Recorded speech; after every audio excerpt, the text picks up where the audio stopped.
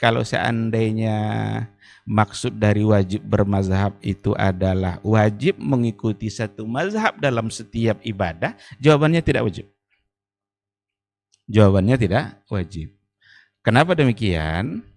Karena kalau seandainya kita mewajibkan untuk beribadah dalam bentuk satu mazhab saja, tidak boleh kita mengamalkan mazhab yang lain, kita sebenarnya telah mempersempit kehidupan kita sendiri. Karena adanya banyak mazhab itu sebagai rahmat dan sebagai kelapangan dalam beribadah. Betapa sulitnya nanti kita untuk mengikuti satu mazhab dalam semua amal ibadah. Dan barangkali tidak ada orang yang benar-benar dalam kehidupannya ini, umpamanya dia Syafi'i, umpamanya benar-benar dari awal sampai mati nanti dia Syafi'i terus. Tidak ada.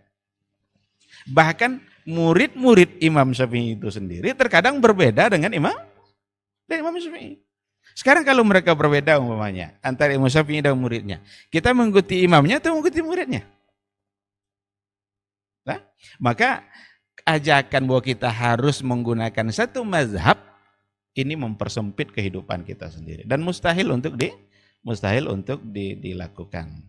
Tetapi bermazhab dalam artian kita mencoba untuk membaca, mempelajari, karena kita alhamdulillah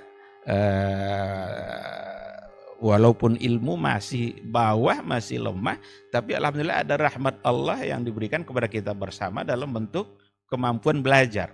Kita diberikan waktu untuk belajar, diberikan kesempatan, sehingga adalah kemampuan untuk membaca.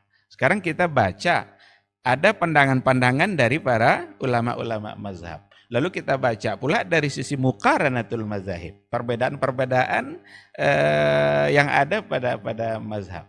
Ketemulah di antara sekian pendapat itu, ada di antara pendapat yang lebih kuat, dan kita yakin bahwa itu yang lebih kuat, maka kita ikuti mazhab itu. Kalau dalam artian seperti ini, maka harus.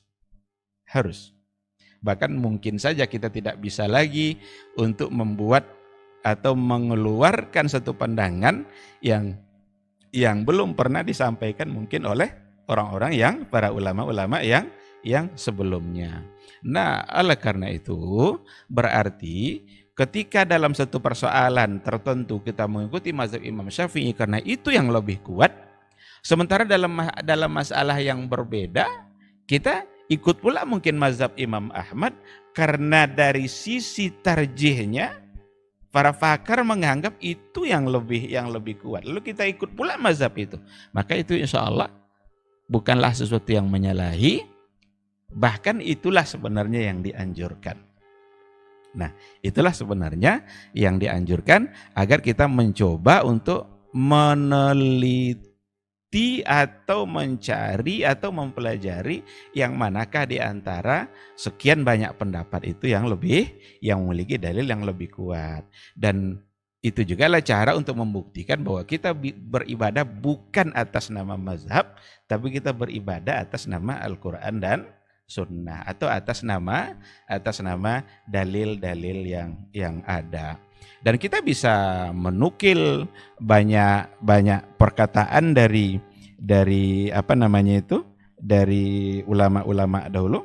Saya nukil satu ungkapan yang diucapkan oleh Imam Syatibi dalam kitab Al-I'tisam. Beliau mengatakan, la yuttaba'u ahadun minal ulama illa min haitsu huwa mutawajjihun nahwa syari'ah qa'imun bihujjati.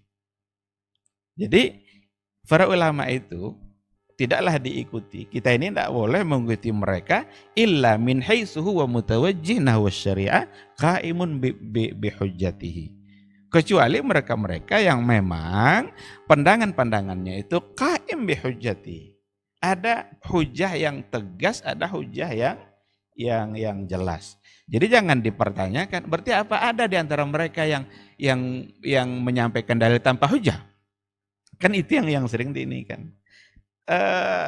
Mereka tetap pakai hujah, mereka tetap pakai dalil. Cuma bisa saja dalil yang mereka gunakan diselisihi oleh dalil yang lain yang lebih kuat.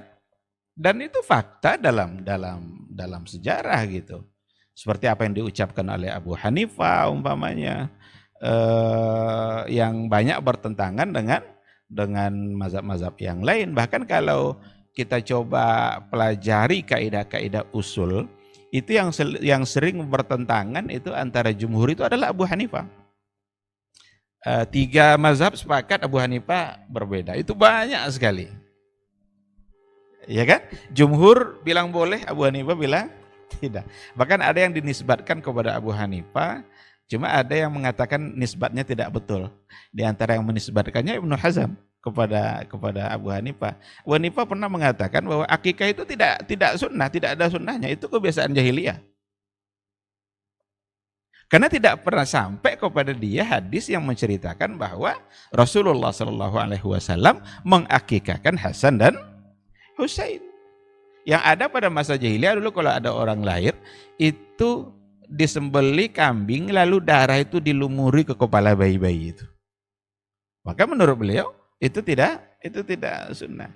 Nah, apakah ketika kita tinggalkan sebagai seorang pengikut mazhab Hanafi umpamanya, ketemu dalam masalah seperti ini, apakah dia wajib mengikuti mazhab Abu Hanifah ini yang mengatakan bahwa akikah tidak sunnah? Walaupun nisbatnya perlu dipastikan. Cuma ada yang mengatakan Abu Hanifah tidak bilang seperti itu. Cuma yang mencontohkannya adalah Ibnu Hazm gitu. Begitu juga dengan mazhab-mazhab yang lain. Imam Syafi'i ketika beliau beristihad, beliau itu orang yang sangat hebat. Tidak ada orang seperti Imam Syafi'i hari ini. Punya kemampuan istihad yang luar biasa. Tetapi dia sendiri mengatakan ra'i sawab yahtamilul khata. Pendapat saya, bagi saya itu benar, tapi masih ada peluang atau kemungkinan untuk salah. Sedangkan ra'yu ghairi khata yahtamilus shawab. Pendapat yang lain itu dalam pandangan saya anggap salah, tapi masih memungkinkan untuk itu yang benar. Ini luar biasa ini manhaj para imam itu. Kalau seandainya bisalah kita terapkan hari ini, itu akan aman hidup kita. Cuma ada orang yang ngaku-ngaku sebagai pengikut Imam Syafi'i, tapi mereka sendiri berjauhan dengan cara berfikirnya Imam Syafi'i. Nah, jadi itu terkait dengan persoalan apakah wajib dalam satu mazhab atau tidak. Maka jawabannya tidak. Yang wajib itu adalah berada di atas dalil yang sahih. Seandainya ada satu pandangan mazhab yang ternyata landasan-landasannya tidak lebih kuat daripada pendapat yang lain, maka yang harus diikuti bukan mazhabnya, tapi harus diikuti adalah pendapat yang berada di atas dalil-dalil yang sahih. Ini juga lah sebabnya kenapa di antara imam dengan murid-muridnya atau dengan orang pembela mazhab itu kan jauh berada setelah Imam Nawawi, Imam Rafi itu pembela mazhab, nasirul mazhab. Bukan muridnya Imam Syafi'i, tapi jauh. Dan mereka juga punya perbedaan antara imamnya. Nah, sekarang kalau berbeda antara Imam Nawawi sama Imam Syafi'i, kita mau ikut mana? Nawawi kah atau Imam Syafi'i? Rahimahumallahu jami'an. Kadang-kadang perbedaan itu dituntut oleh keadaan.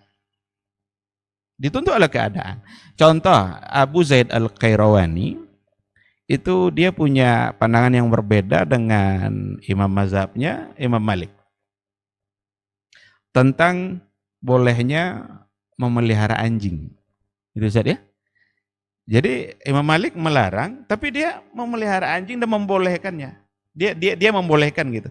Ada yang nanya, ya Abu Zaid, kamu kenapa menyelisihi Imam Malik?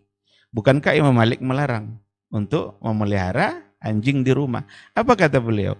Seandainya Malik hidup hari ini, dia akan pelihara singa. Jadi seandainya Imam Malik hidup hari ini, dia akan pelihara ndak anjing yang dia pelihara. Karena tuntutan yang memang tuntutan.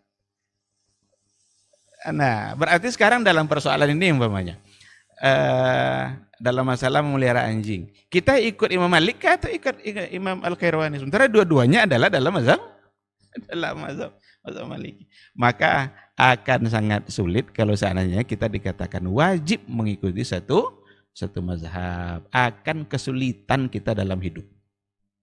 Ketika Imam Syafi'i mengatakan bahwa bersentuhan dengan laki-laki perempuan itu bisa membatalkan wudhu, tapi ketika tawaf orang banyak meninggalkan pendapat itu. Saat mereka melakukan ibadah tawaf, karena kadang-kadang sulit untuk menghindari adanya tersinggungan itu, tapi mereka tidak pakai pendapat ini. Dia pakai pendapat yang lain bahwa yang membatalkan itu adalah ketika bersentuhan secara sengaja dan mendatangkan syahwat. Adapun bersinggungan dengan tanpa syahwat dan tidak sengaja, maka tidak membatalkan. Dan itu yang dikatakan oleh jumhurul ulama. Nah, ini dia.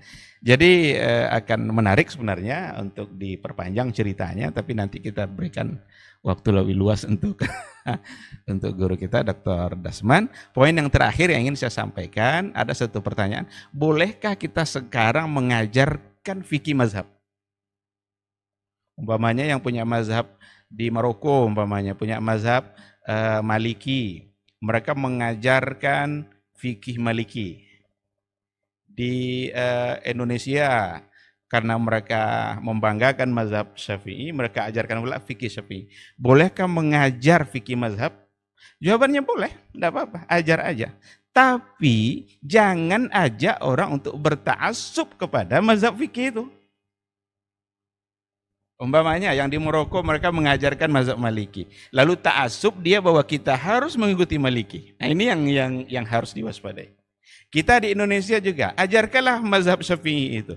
Wudu, dalam persoalan wudu, membasuh muka itu begini. Tapi jangan sekali-kali mengajak untuk fanatik kepada Imam Syafi'i. Karena bisa saja apa yang ada dalam mazhab Imam Syafi'i itu berbeda dengan pendapat dalam mazhab yang lain, dan bisa saja apa yang ada pada mazhab yang lain itu lebih kuat ternyata dari sisi kedudukan dalil. Nah, oleh karena itu tidak ada persoalan untuk mengajarkannya, apalagi bagi pemula mungkin agar dia mengerti dengan persoalan fikih dan diawali dengan mazhab sebelum dia mencoba untuk membaca pandangan-pandangan yang lebih luas. Ambil dulu satu pondasi dalam satu mazhab, silahkan. Tetapi sekali lagi bukan untuk berfanatik ria dengan mazhab Imam Syafi'i atau dan mazhab Imam Malik atau Abu Hanifah atau